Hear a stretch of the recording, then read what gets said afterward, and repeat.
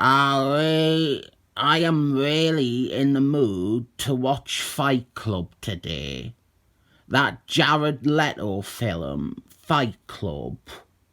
One of my favourites. Jack, you have got to make an omelette if you want to crack those eggs. That is my philosophy too. This is Starman waiting in the sky. This is issue 43, guest starring the Justice League. And I got this and I am reviewing it because Electric Superman is on the cover. But I was totally wrong with where this fits with regards to Superman chronology. I assumed that this would be picking up on the Justice League membership tryouts featured in Justice League issue 5. But no, this is like a year later. But there isn't anything in this comic with Superman that demands it to come later in a Superman reading order. Starman is a hip, trendy dude in the 90s. He's really happening in a far out way. And he has opened up a vintage shop selling knickknacks and artifacts from a bygone age, aka junk. He was in on the hipster boom before it was cool. This series is loved by many. It is a very popular series and predictably I have not read it. It stars the 9th or 10th DC character called Starman, and he is probably the most popular one, but he was retired after the series ended by his creator. So there were plenty of Starmans after him to continue the tradition of every DC superhero having about 4 different legacy variations.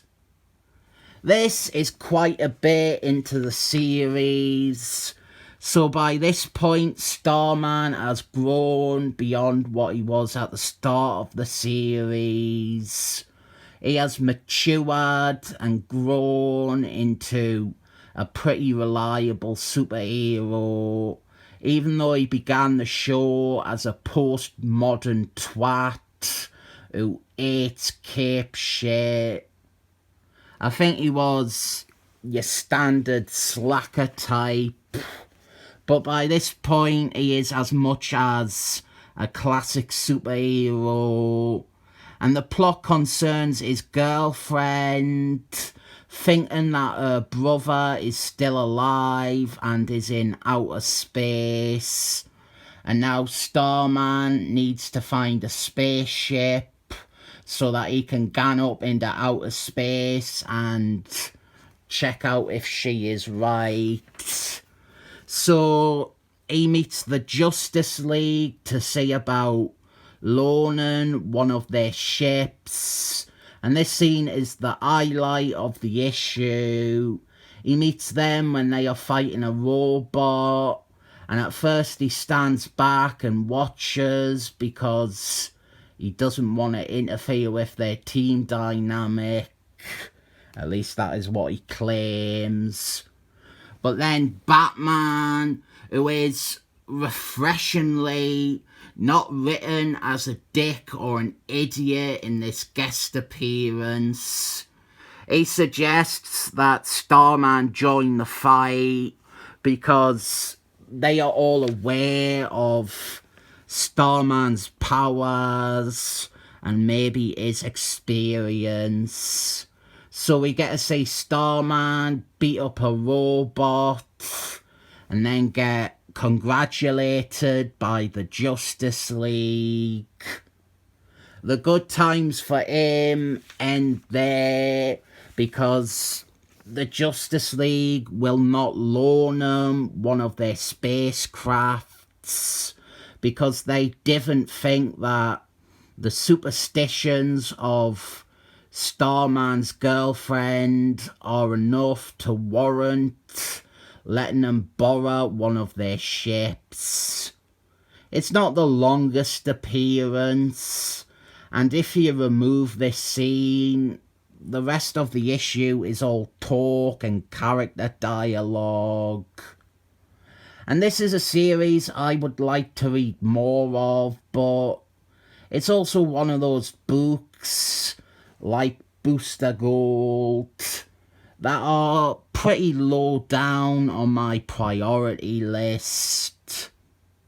With books like this, ideally, this would be where trade paperbacks would be incredibly handy, but DC's trades department are a fucking shambles.